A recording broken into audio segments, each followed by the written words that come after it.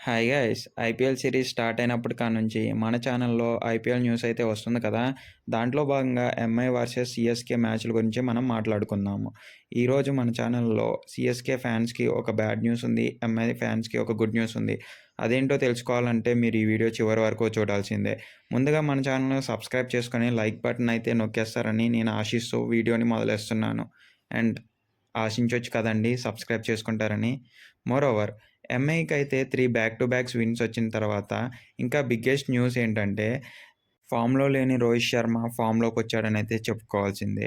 ముందుగా CSK batting తీసుకొని, batting చేస్తూ ఉండగా ఎంఐ బౌలర్స్‌ను తనదైన స్టైల్‌లో ఆపుదామని చూసినా కూడా జడేజా మరియు దూబేల్ని ఆపలేకపోయారు.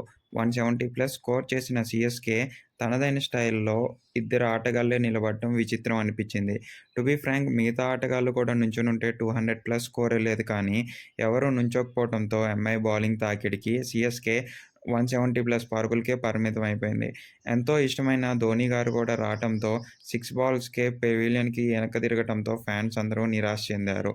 కానీ సీఎస్‌కేకి ఈ సీజన్ ఏమైందో తెలీదులే కానీ, స్టార్టింగ్ వచ్చినప్పటి కాడ్నుంచి అన్నీ ఇలాగే జరుగుతున్నాయనైతే చెప్పాలి. CSK fans to be frank చాలా అంటే చాలా డిసప్పాయింట్‌మెంట్‌గా ఉన్నారు. ఈ బ్యాటింగ్ మరియు బౌలింగ్ లైనప్‌తో.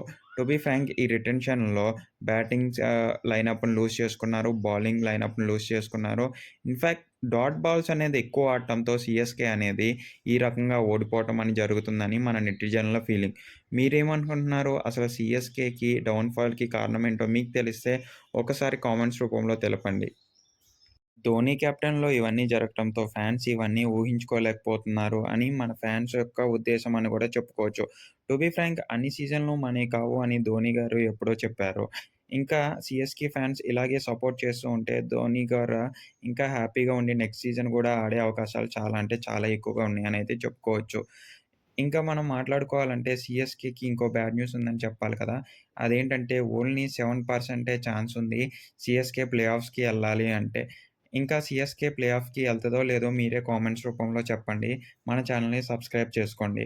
తర్వాత బ్యాటింగ్ దిగిన ఎంఐ మాత్రం దుమ్ము దులిపేసిందనైతే చెప్పాలి. మొన్న ఎస్ఆర్‌హెచ్ ఇంకా అంతకుముందు మ్యాచ్ ఇప్పుడు 3 వరుసగా హిట్‌గా కొట్టి హిట్ మ్యాన్ పవర్ చూపించాడనైతే చెప్పుకోవచ్చు. To be frank Rohit Sharma కూడా ఫామ్‌లోకి వస్తున్నాడు. ముందుగా దిగిన ఓపెనర్స్‌లో ఒకళ్ళు ఔట్ అవ్వంగానే ఆ ఒకళ్ళు ఔట్ అయింది ఎవరో మీరే కామెంట్స్ రూపంలో చెప్పండి. రోహిత్ శర్మ వచ్చి దుమ్ము దులిపేసాడనైతే చెప్పాలి.